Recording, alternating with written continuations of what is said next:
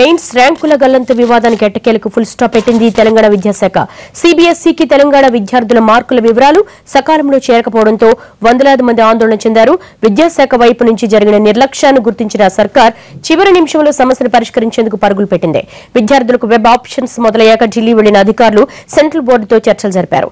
దేశవ్యాప్తంగా జరిగిన పరీక్ష కావడంతో సిబిఎస్ఈ ఎలా రియాక్ట్ అవుతుందోనని విద్యార్థులు తల్లిదండ్రులు ఆందోళన చెందినా ఫైనల్ డేటాలో మార్పులు చేసేందుకు హామీ లభించింది.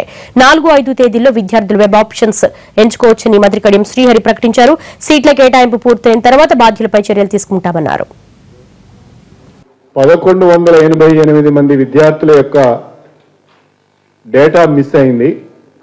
ఆ టోటల్ డేటాను కూడా ఈరోజు సిబిఎస్కి సబ్మిట్ చేయడం జరిగింది. జేఈ మెయిన్లో వచ్చిన మార్క్స్, ఇంటర్మీడియట్ +2 మార్క్స్ అంటే ఇంటర్మీడియట్ మార్క్స్ కూడా కలిపి సిబిఎస్ఈ ర్యాంక్స్ను జనరేట్ చేస్తున్నది. ఆ ర్యాంక్స్ను ఏ రకంగా జనరేట్ చేయాలన్నది కూడా coordinator central seat allocation board సిబిఎస్కి చాలా స్పష్టంగా చెప్పడం జరిగింది ఏ రకంగా ర్యాంక్స్ను జనరేట్ చేయాలో. ఒకవేళ ఒక విద్యార్థికి ర్యాంకు 100 అంటే ఇప్పుడు 100 ర్యాంక్ వచ్చిన విద్యార్థితో సమానంగా కనుక వచ్చినట్లయితే ఆల్రెడీ ఇప్పటికే ర్యాంక్స్ ప్రకటించిన ఒక విద్యార్థికి ర్యాంక్ 100 వచ్చి ఉంటే ఈ మార్క్స్ మనం జనరేట్ చేసిన తర్వాత ర్యాంక్స్ వచ్చేటప్పుడు అతనికి కూడా 100 కనుక వచ్చేది ఉంటే ఆయనకు 100.1 అనే ర్యాంక్ ఇవ్వండి, ఫ్రాక్షన్తో కూడిన ర్యాంక్ ఇవ్వండి. అట్లా మొత్తం ఈ విద్యార్థుల యొక్క ఇంటర్మీడియట్ మార్క్స్ను కూడా పరిగణలోకి తీసుకొని మీరు ర్యాంక్స్ను జనరేట్ చేసి 4th మార్నింగ్ వరకు 4వ తారీఖు మార్నింగ్ వరకు మీరు సెంట్రల్ సీట్ అలొకేషన్ బోర్డుకు అందజేసినట్లయితే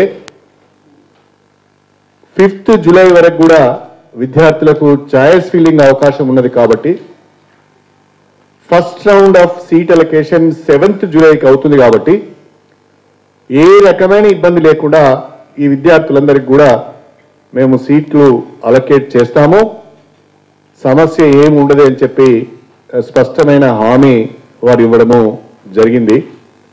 అయితే ఇప్పటికే ఛాయిస్ను విద్యార్థులు ఆప్షన్ ఛాయిస్ను ఎక్సైజ్ చేస్తున్నారు.